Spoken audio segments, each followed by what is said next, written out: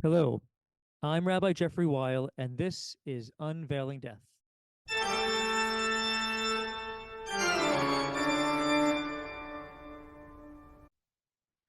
When a young rabbi mourns, with Rabbi Hillel Norry. Rabbi Norry is the interim rabbi for Beth Shalom Synagogue in Columbia, South Carolina. A master teacher and public speaker, Rabbi Norry is on faculty at Agnes Scott College in Georgia, and he's the lead Jewish chaplain for the DeKalb County Sheriff's Office. Rabbi Norry is also a third Dan black belt in Taekwondo, a firearms instructor, and a musician. And to me, Rabbi Norry is just Hillel. For Hillel and I have been friends since we arrived at Brandeis University more than 40 years ago. And so, Hillel, welcome to Unveiling Death. Nice to be here, man. Always a pleasure to see you. It's a pleasure to see you as well and to be talking to you. We have talked over the last 41 years for about a lot of things. A lot of silly things, a lot of heavy things. I was thinking, wouldn't it be interesting to, like, if we get a recording, and honestly, that might exist, of a conversation we had in 1983, 1984, and now, and compare them, and to realize how little we've grown. It sounds dismayingly similar.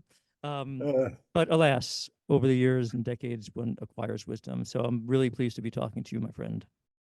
So, Hillel, we're talking, you're a rabbi, I'm a rabbi, and you lost your parents when you were a young rabbi, relatively young rabbi. I think you said 32 and 37 years respectively. They died 5 years apart, your father and then your mother, their memories for blessing.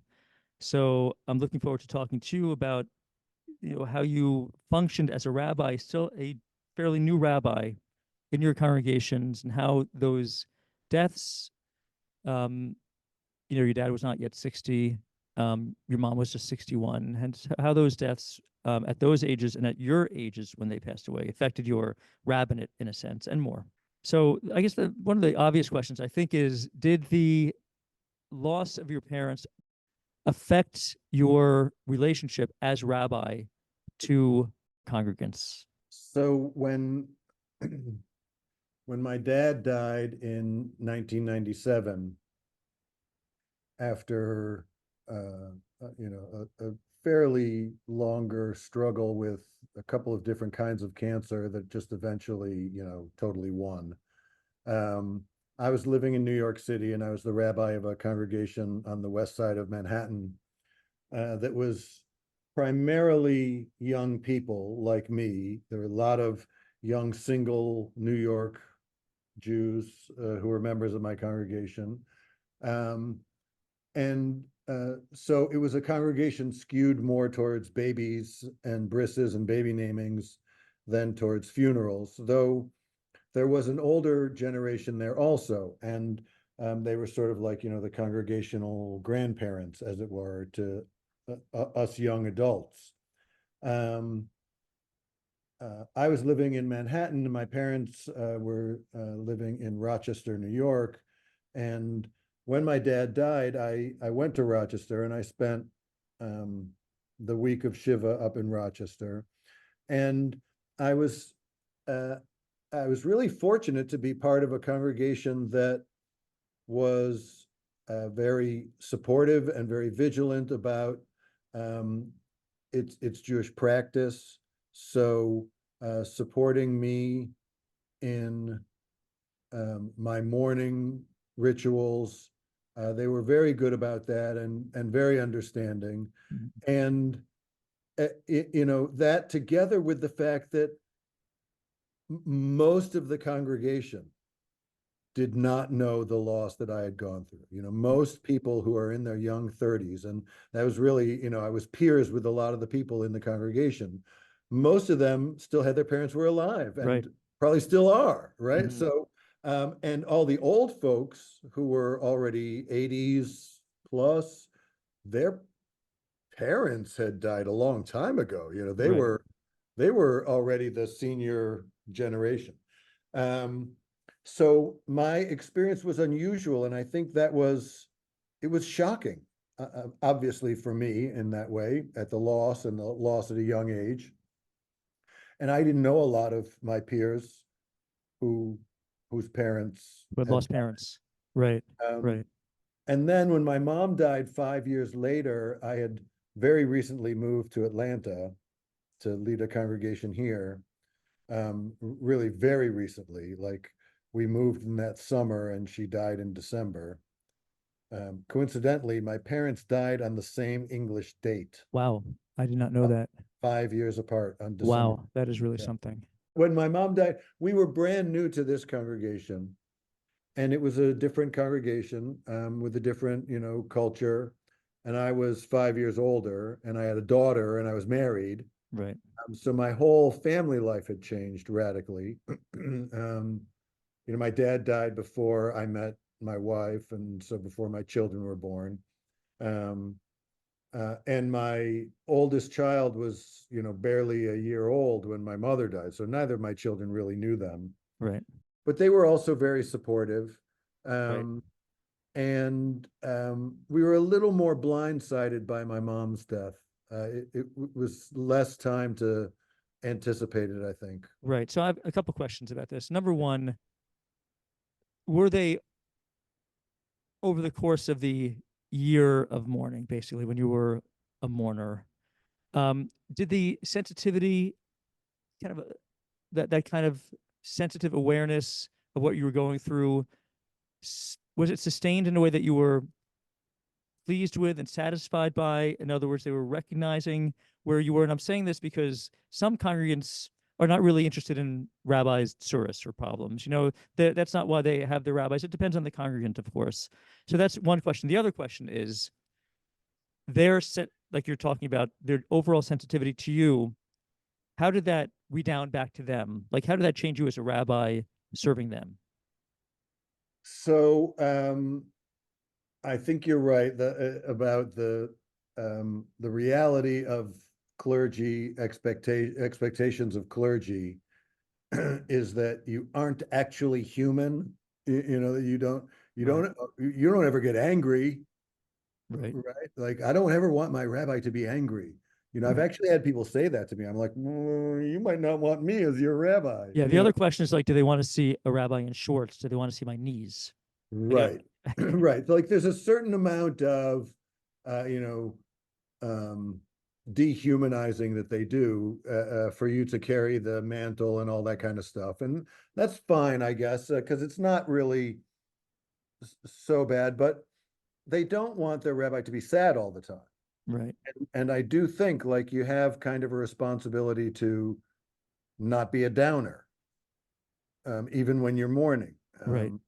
especially when you do play an important public role. Like if I were a teacher, or even if I were like a music conductor, an orchestra conductor, and during the year of my mourning, I was always like, all of my melodies were slow. Like you can't do that. You got to show up still in Right. life, and Right. that's part of the mourning process, I think.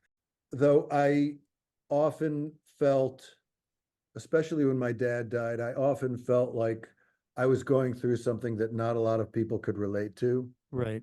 Um, and but I had a lot of very close friends and peers in that congregation. Right. So that was helpful. And It the fact was, that they were peers, I'm assuming, because they were peers, they saw you as friend in a way that maybe those of a different generation, older generation, would not likely, that, perhaps. that, that's true. And it was the nature of that congregation that my other congregation here in Atlanta was a little more formal in that way. And they expected the rabbi to be, more rabbinic in Right. that, Yeah. sagely way.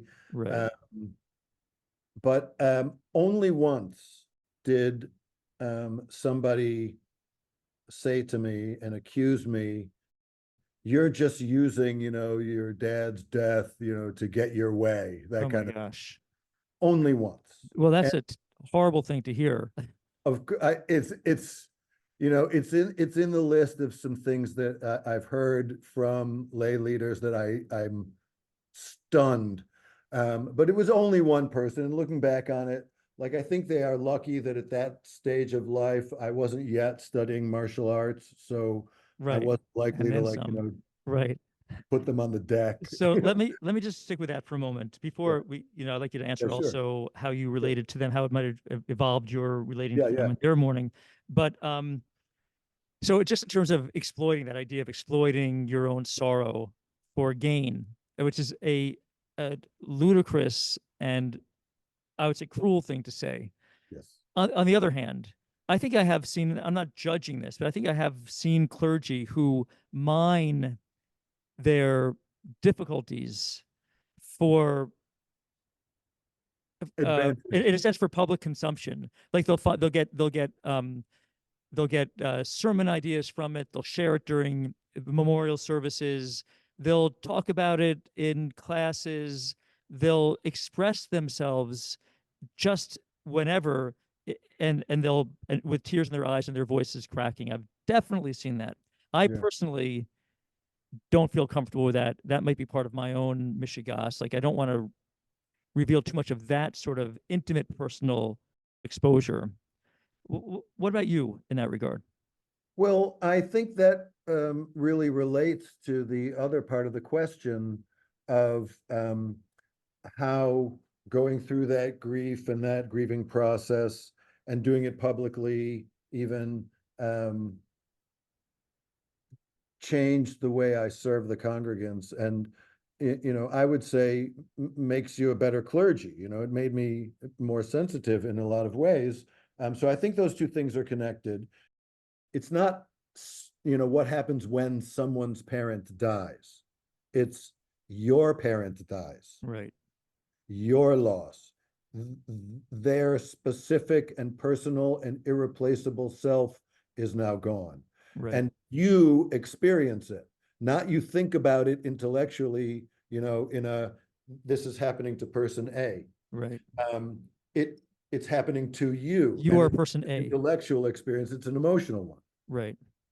And I think that really did, my own grief did help me understand the that it is really not an intellectual process that people are going through. Hmm. We are going to use words to talk about it, but those words will really only approximate it, and that there is some loneliness and grief and sadness that must be endured.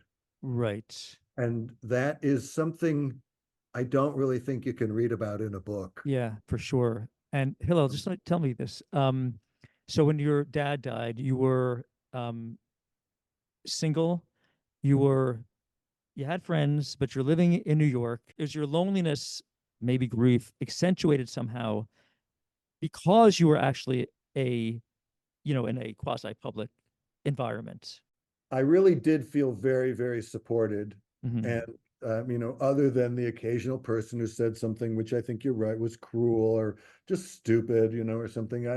People really gave me the space I needed and supported me religiously. These were pious communities that Right, supported that. right. Um, but I do remember both of those periods, especially when I was single. It was a very lonely time. I remember distinctly that um, there were only a couple people I could really talk to about it. Hmm. Um, and really maybe only one of them was a congregant. It was very lonely. Uh, I wasn't really dating or anything. I wasn't really building a relationship in that way. And even so, was pretty still just going through the experience, not Right. really ready to talk about it so much. I don't think, especially early on, I really mind that for my own public rabbinic teaching. But over time, I think more and more I have. I've definitely spoken on holidays and Yiskers and memorial services about my own experience and about my own loss, Right. and gotten tearful because I get tearful when I talk about it. but Right. not a lot. I've always felt like it was in a way that could help others think about something also, and wasn't just about me, Right. showing drama. Right. But I also I was with both my parents when they passed away. Hmm. I was standing with them, both of them. Um, and I talk about that often Right. uh, in in contexts where we're talking about mortality and life after death. Um, I was also there when both my children breathed their first breath. Right. That's amazing. So It's, tell me, Hillel, about the being with your parents when they passed away. You had the knowledge and the skills to do the vidui with them. If they had wanted that, if the family wanted that, if you wanted that, the vidui is the Jewish sort of deathbed confessional. Did you do the vidui with or on behalf of your parents at that moment? um, not with my dad. He was in much worse physical condition at the end, really, like for a more extended period of time. And he was really not cognizant for a period of time. Um, but with my mom, we changed her name. Not so much the Vidui, But for um, healing, but for healing, right? we added a name, and I did a whole little ceremony with her just a few days before she died. Was Uh, she, and she was aware, did she choose the name? So that just explained this is something that yeah, sometimes happens in Jewish tradition where we add a name to help aid in someone's right. healing. It's sort of like uh, changing the formula, changing the address a little bit. Like, like if I change my name and include something that references life or healing, Right. my essence, my name, it will, help me heal. Do you feel And comfortable to what yeah, the no, name? I was with her, I think it was on a Sunday, and I was up in Rochester, and um, we told her, it's most common for people to choose names associated with healing or life, and um, she chose Chaya, Means life. which means life, and we added it to her name, which was Sharon Sarah. Hmm. Um, so she was Sharon Sarah Chai, Hmm. and I do think that was meaningful with her. It was one of the last conversations I had with her because in the very last few days of her life, she really wasn't able to speak and communicate so much, at least, conversationally. And so we did that with her. And we came back to Atlanta and actually turned around really quickly a day later. This was unusual. We came back to Atlanta, and one of the older congregants here had passed away while I was up in Rochester, basically saying goodbye to my mom.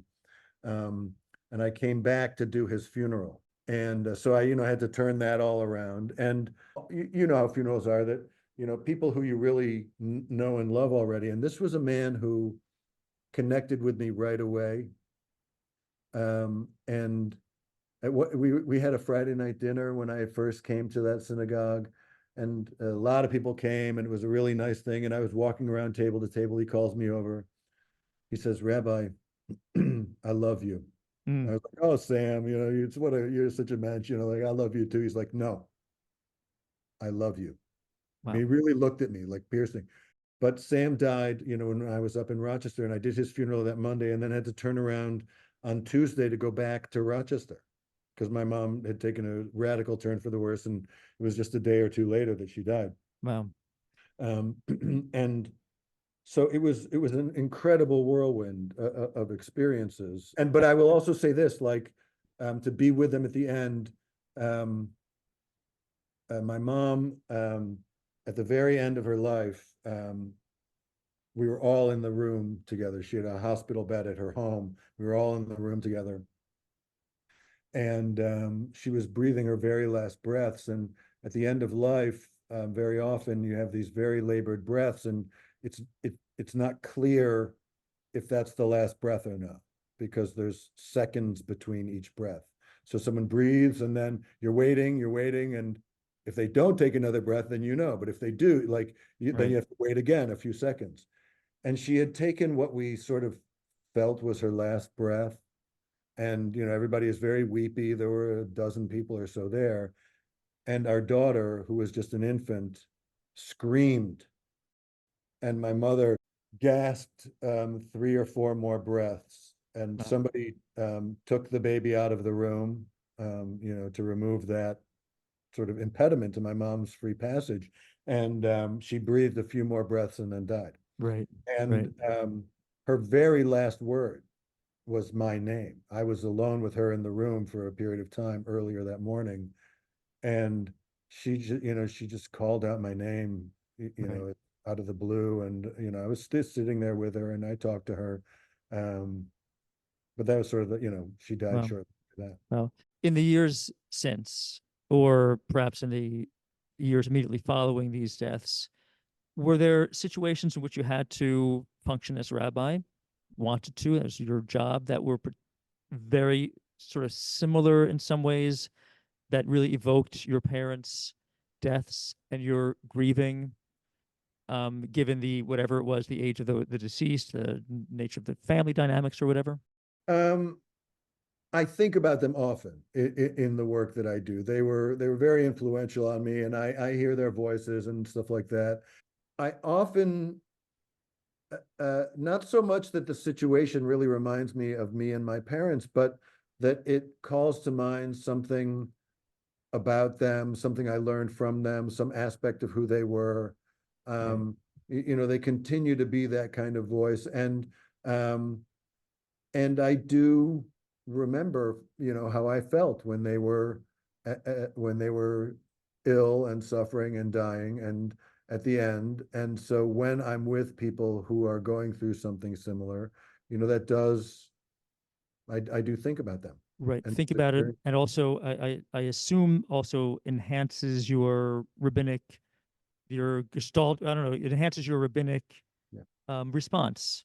Yes, yeah, I agree. It does. Mm. In a Gestalt kind of way. Um, you are more attuned, more sensitive. More aware. Yeah. That's right. The Yeah. antenna is really, Yeah. properly connected. So, in the couple minutes we have, mourner's Kaddish. We as rabbis recite it, or at least I do. I recite it all the time from the pulpit as sort of an assist to those who are in the congregation during a service, whether I'm mourning or not. Now, there was a time that I have been mourning, like when my dad died, and I was feeling it and doing it as a mourner. But most of the time I'm reciting mourner's Kaddish, and I'm a rabbi leading a service.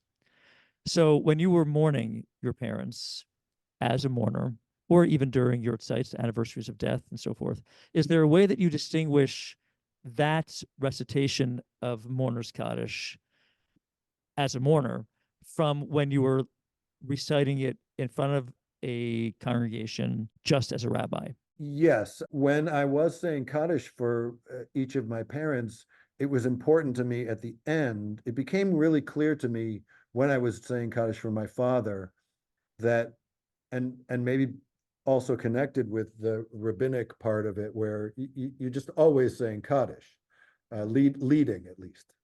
Maybe there's a difference between leading it and saying it. Mhm. But it became clear to me that there's a very powerful experience of stopping saying Kaddish, of not standing up, of sitting down when they say, mourners, please rise, and not getting up. And so, as a rabbi, you don't ever do that. And I decided that I would, share that with the congregation and say, look, this is the end of my mourning period. And so, on this Shabbat, I'm not leading Kaddish, Right. Wow. and someone else can do it, or you can do it without me. But I'm going to sit here and not say it.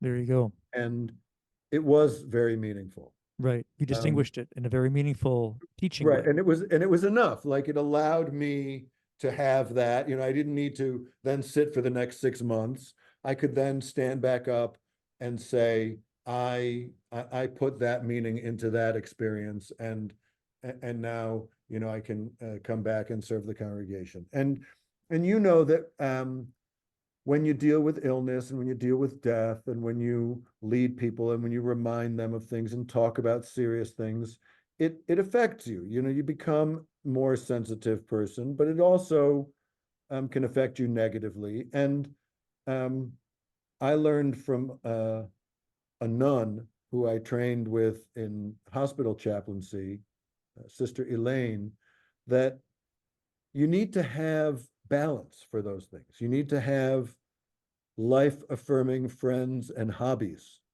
things that you do to remind you that you are alive and vibrant, friends who you go out with who you don't talk about funerals with, like when you're a clergy, you talk about death and funerals, and you talk about them sometimes in a transactional way, like you need to balance that. You need to have a garden, paint pictures, make music, Right. have loving relationships and friendships that are joyful, where you go to baseball games and do things that are life affirming. Amen to that. And I think that allows you, if you do that, it allows you to step into very difficult moments really openly and without a lot of armor and very honestly. Right. Well, thank you for that. And Rabbi Hillel Norry, my friend Hillel, um, this has been wonderful. Always great to see you, and always great to talk to you and learn from you. I thank you very much. I thank you. This was great conversation. I really appreciate it. Yeah, thanks.